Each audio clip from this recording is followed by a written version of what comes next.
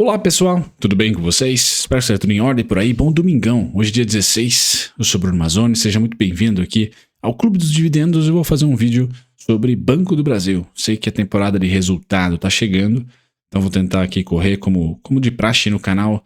Sempre que há resultado por vir, eu tento colocar para vocês as principais ações, as mais populares, e eu aumento a frequência pela qual eu falo delas, né? Então o papo de hoje vai ser BBAS3 e passando para vocês as principais pautas do vídeo será preço-lucro do Ibovespa e as menores, né? Os maiores descontos do Ibovespa. Banco do Brasil tá nele, tá? Tá nesse desconto, tá nessa lista de desconto, além da lista de desconto do preço-lucro, tá na lista de maiores dividend yields. Então eu vou colocar para vocês aqui esses dois papos do BBAS, tanto no desconto do preço-lucro quanto no dividend yield.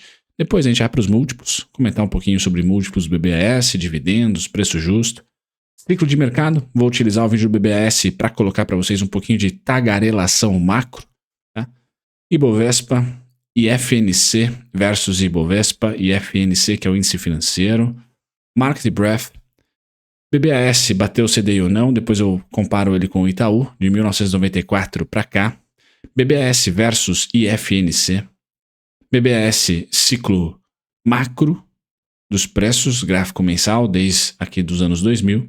Depois a gente vai para o gráfico diário, onde eu tenho o primeiro alvo atingido, e eu vou colocar para vocês no último gráfico desse vídeo aqui, o meu alvo para julho, preço-alvo. Tá certo, pessoal? Então eu vou contemplar aqui muito mais a parte tática, a parte operacional, a parte quem aporta mês a mês, do que fundamentos, porque estamos próximos a vir aí a ter uma atualização do BBAS3. Certo? Sem mais delongas, o disclaimer está na tela e a gente volta já para o início aqui para dizer, pessoal, o Ibovespa continua com 10 vezes lucro, né, negociando o Ibov, negociando 10 vezes lucro, abaixo da sua média, tá? E abaixo ou mais ou menos empatando ali com um primeiro desvio padrão. Tá? Então é importante colocar isso para vocês. O desconto, o que o Bruno acha, né, nesse gráfico aqui do preço-lucro, o Bruno acha que vai acontecer. Nós estamos nesse momento abaixo da média, que é de 12 e pouquinho, pontilhado preto. O que eu acho que vai acontecer é que as empresas irão lucrar menos, tá? Então o lucro vai diminuir e os preços não vão ceder, vão simplesmente continuar consolidados. Logo, o preço-lucro tende a atingir um nível mais alto pós-temporada de resultados. Tá? Então, pós-temporada de resultados, na média, na maioria ali das companhias do Ibovespa, a gente tende a ter um lucro ou estável ou cedendo e os preços ou estáveis ou até subindo. Tá? Devido à expectativa aí de emergentes, corte de juros, etc. Então, esse preço-lucro, pessoal, ele tende a vir para a média. Tá? Não pelo preço dos ativos irem para cima, mas sim pelo lucro vir para baixo. Tá? Então, acho que as ações lateralizam, certo? E o lucro cai um pouquinho. Essa seria a minha pegada aí macro para os indicadores aqui, principalmente preço-lucro. Tá? E o BBAS, pessoal, diferentemente da média das ações aqui, pode reportar sim um lucro estratosférico. Tá? Devido aí a sua principal carteira de crédito provavelmente vai se expandir, tá? Vai crescer, que é a carteira agro, e nós tivemos São Pedro aí sendo bem bacana no segundo trimestre. Então sim, eu acho que o BBAS, diferentemente de uma Vale, diferentemente de uma Petro, deve ter o seu lucro subir, tá? Ou estabilizar, o que pode corroborar ainda mais para esse preço-lucro do Ibovespa subir um pouquinho devido ao lucro cair, não ao preço das ações subirem, o market cap, né? Mas o BBAS, pessoal, está aqui com 4,2 vezes preço-lucro. E o PL médio dos últimos 12 meses, tá, foi de 3,9. Né? Então ele encabeça aqui os 10 menores PLs da Bolsa, que estão concentrados em Marfrig, Petrobras, Vale e Bradespar, né? Aliança Sonai, Suzano, Gerdau, ou seja, é Commodity Futebol Clube, a não ser a Alço, né, a Aliança Sonai, que fez fusão, então o PL foi lá para baixo, e o BBAS. O resto, pessoal, é tudo commodities, tá? Se você considerar a Marfrig também, de certa maneira, commodities. Bacana, então o BBAS é a única empresa do setor financeiro que está aqui, o que gera mais expectativa de alta. Tá? O que eu acho? Que a partir do terceiro trimestre, e não do segundo trimestre, a gente deva ter, tá, um BBAS estabilizando seu lucro ou até cedendo um pouquinho, enquanto as ações, pessoal, dificilmente vão ceder muito. Tá? Então as ações lateralizando, isso deve jogar o BBAS para os seus 6, para os seus 7 vezes lucro. Tá? Acho que a temporada de preço-lucro do BBS descontado deve ter chegado ao fim, pelo menos o patamar mais descontado, tá? Dividend Yield, as 10 mais, pessoal, vamos ver como que o Ibovespa tá em relação ao Dividend Yield. Então, o Dividend Yield do Ibovespa hoje está um pouquinho abaixo de 10. Tá? A média, pessoal, é 4,5, 5. Agora, desvio padrão está lá em 7,5 para cima, 2,5 para baixo. Se a gente tirar Petro e Vale, tá? Que é a verdinho aqui, ó, aí a gente está na média. Então perceba que o Ibovespa, dentro de um ciclo econômico, de maneira geral, tirando Petro e Vale, né, tirando o commodities ali, ó, a gente está na média. O Ibovespa está na média, não está nem caro e nem barato. Tirando Petro e Vale, nós temos o Dividend Yield na média. Então isso é interessante de se acompanhar, porque as duas grandes empresas da composição do nosso índice pagaram muitos dividendos nos últimos anos, principalmente em 2021 e 2022.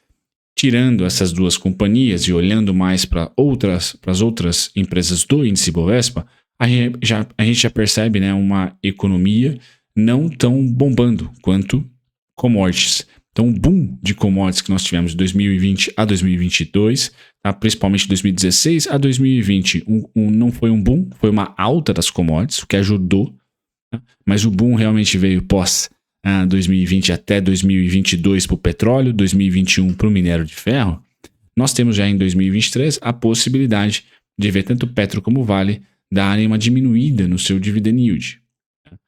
Qual é a empresa que mais pagou dividendo nos últimos 12 meses, pessoal? Petrobras, 54%. Outra grande, CSN. Tanto a mineradora quanto a siderurgia. Depois, Gerdau. Tá? E aí vem Banco do Brasil. Veja que Banco do Brasil e BBAS, pessoal, são as únicas companhias 100% não conectadas com commodities.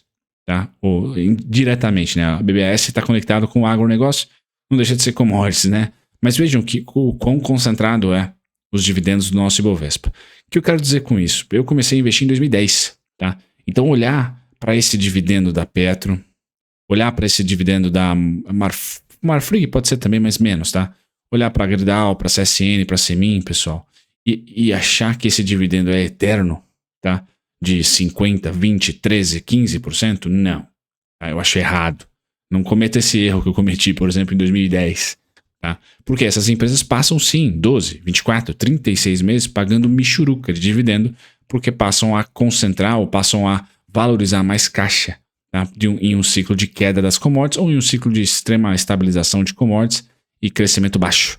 Né? Obviamente, crescimento baixo do mundo. Então é importante colocar para vocês que a gente pode ter um enxugamento desses números em dividendos, tá? Depois aí desse choque de oferta, aí depois e também de supercrédito dos governos na economia de 2020 para cá. A gente pode ter esse arrefecimento, me parece que os bancos centrais mundo afora já nos colocam a par disso. Então era isso que eu queria colocar para vocês aqui. Dentro do BBAS, pessoal, cada site varia, mas aqui eu trago para vocês que o PVP está de 0,84, então não vejo o BBAS caro, tá? O preço justo de Graham está em R$120, tá? Todo trimestre de divulgação ele vai anunciar dividendos, muito provavelmente vai anunciar dividendos. Eu só vejo, pessoal, que o pico realmente foi 2022. Agora, isso é meu, né? Bruno Mazzoni opinião. O governo, de maneira geral, independente da bandeira que esteja lá, vermelha, verde, amarela ou laranja, azul, tá? Do partido específico que esteja por lá, Brasil, pessoal, o governo viu ali uma fonte de receita bem interessante em estatais. Então, tanto o Petrobras como o Banco do Brasil e as outras estatais devem continuar pagando dividendos, tá? Só menos, principalmente em um governo de esquerda. Tá? Então a gente tende a ter menos dividendos em governos de esquerda, mais dividendos em governo de direita, tá? Mais crédito subsidiado, outras maneiras de incentivar aqui a economia em um governo de esquerda, menos em um governo de direita. Tá? Eu acho que a gente vai como investidor moldando dessa maneira, mas as estatais de certa maneira, enquanto elas existirem, elas vão pagar dividendos, porque me parece que a pandemia acelerou esse caixa de dividendos. Eu não vejo político triste com isso não. Tá? Então, se o executivo não quer que pague dividendos, muito provavelmente o legislativo vai querer para suas emendas. Tá? Então, eu não acho que as estatais vão secar nos dividendos, só diminuir. Enquanto for governo de esquerda, por exemplo, vai diminuir por causa da narrativa, da ideologia, etc. O governo de direita pode acelerar um pouquinho esse dividendo. Então, o Banco do Brasil já pagou R$ 2,00 em 2023. Pessoal, a média líquida está em R$ 2,54. Se a gente for pela média líquida, 2,54 dividido aí por pelo menos, né? Pelo menos os 6% do Barsi, a gente vai para R$ 42,33. Tá? Hoje o banco negocia a R$ 47,70. Então, sim, o Banco do Brasil, eu vou colocar para vocês no gráfico, que pode retrair, deve retrair um pouquinho mais, depois de ter tocado em um alvo importante. Mais importante do que isso, agosto tem dividendos. O pessoal vai ter anúncio de dividendos. Se eu acho que a gente vai bater 2022, R$ 3,70? Acho que não, pessoal. Acho que não. A gente vai ter que olhar muito aí para as negociatas entre legislativo e executivo, mas não acho que o Banco do Brasil vai mandar bala em dividendos. Vejo que é nossa economia. E aí eu entro no ciclo, tá? Vejo que o Brasil está aqui em um ciclo de expansão econômica caindo, né? Depois de vendas do varejo darem mais uma estalanhada para baixo, pessoal, e a inflação também cedendo, a gente tende a ter, então, um resultado de economia contraindo. Não recessão, tá? Mas economia contraindo. Então, assim que o BC começar a cortar juros, olhar para os bonds brasileiros, né? Yield para baixo, PU para cima. Então, eu vejo que o Brasil está nesse... Não sabe se sai daqui, né? Expansão econômica, mas ainda já é uma expansão em queda, tá? Ou se ele entra, de repente, numa contração de fato, né? Trimestre aí, crescendo menos. E aí a gente vai ter bastante oportunidade aqui, tanto na parte de bonds quanto na parte de estoques. Por hora, pessoal, a gente está nesse quadrante aqui, tá? E é por isso que eu falei para vocês, né? E eu continuo, né? Por isso que eu falei que eu vendi Taesa, né? Porque eu realmente acredito que as empresas mais conectadas com a inflação não vão se dar bem nesse momento, commodities e também utilidades públicas, porém commodities tem aquelas nuance de o petróleo sobe em um mês, aí as ações sobem, o minério sobe em um mês, as ações sobem também, mas no geral a gente já percebe todo mundo marcando um topo aí, ou querendo marcar topo, e utilidade pública eu também vejo que não é um grande momento, até que a gente estanque essa queda do IPCA no índice geral, né? No núcleo tá difícil cair, até foi um dos motivos pelos quais a nossa bolsa não performou bem semana passada, diferentemente do mundo, né? Porque nós tivemos inflação no core subindo, né? Ou pelo menos não muito bacana ali na parte de serviços, e vendas no varejo queda, né? Então economia para baixo, inflação resiliente para cima foi o que tradou o Brasil semana passada, e aí a gente não conseguiu acompanhar depois da nossa fotografia da inflação do IPCA. Beleza, pessoal? Então, olhando para isso, ciclo do Ibovespa ainda travado, vou passar rapidamente aqui para acelerar o vídeo. E FNC, pessoal, para julho, eu ainda acho que o FNC cede mais um pouquinho. Estou de olho aqui em 11.721, pelo menos. Então ainda vejo que Banco do Brasil, o pessoal do setor financeiro lateraliza. Tá? Não é uma queda, é uma lateralização. Tem que ter um pouco de paciência aqui para o índice financeiro. O Ibovespa, durante essa lateralização dos preços, Ibovespa aqui embaixo, né? Durante essa lateralização dos preços, muito parecido com o que ocorreu ali pré-eleição, o Market Breadth vai dando uma aliviada, né? O Market Breadth aliviou pré-eleição, para depois subir um pouquinho, mandar bala nessa subidinha aqui, tá? Aliviado, e agora está aliviando de novo, tá? Então as linhas estão cedendo da parte vermelha, que é sobrecomprada, ótimo indicador aqui em um mercado lateral, bem bacana, espero ter gerado valor para vocês. Sempre compartilhando ele, né? E agora, o BBAS bateu o CDI de 94 para cá, pessoal? Não bateu. Sempre coloco para vocês, tá? Não bateu. O CDI subiu 7.200, o BBAS subiu 4.100. O Itaúzão da Massa, por exemplo, quando eu coloco ele bateu, tá? Subiu 40.000%, tá? Enquanto o BBAS subiu 4.200, como falado, tá? E o CDI 7.000. Então o BBAS ainda precisa provar que foi um melhor investimento do que o CDI, tá? Esse talvez seja um nuance importante para você que é investidor de longo prazo, a importância de reinvestir dividendos e de olhar para ciclos e saber ali mais ou menos um cenário para o banco, já que é uma empresa mista, né? Porém, nos últimos 12 meses, ou melhor, da pandemia para cá, o BBAS deu um banho no Ibovespa, deu um banho no IFNC. IFNC aqui em cima, tendência de baixa ainda, ou consolidação, né? Linha de tendência aqui de baixa, certo? Enquanto que o BBAS, linha de tendência de alta. Tá? E já rompeu o máximo. Então, nesse curto prazo, pessoal, o BBAS está mandando muito bem. Tá? Mas muito bem mesmo. Então, a gente sempre tem que colocar ciclos. Tá? O BBS fez um primeiro ciclo de 2000 a 2008, como toda a bolsa, 2000 a 2008, uma retração aqui de 64%, tá? E uma expansão que logo chegou no seu alvo em R$ 13,03, já que ele saiu ali de 7 centavos praticamente. A R$ 13,03, quando chegou no alvo, pessoal, ele passou ali de 2009 até 2016, 17, 18, namorando uma mesma região, um ponto médio ali. Beleza. E aí, durante essa queda de 2015 e 2016, quanto caímos de novo? 62%, muito parecido com 64%. Gravem esse número. Expansão de 2014 até 2020, tá? Queda da pandemia. Quanto caímos na pandemia? 59,57%. Então, o BBAS, pessoal, caso caia de 59%, 55%, 60%, 64%, independente de quem esteja no poder, como o mundo está girando, é oportunidade. Na minha opinião, técnica grafista é oportunidade. Então, foram 3 oportunidades na última década, praticamente.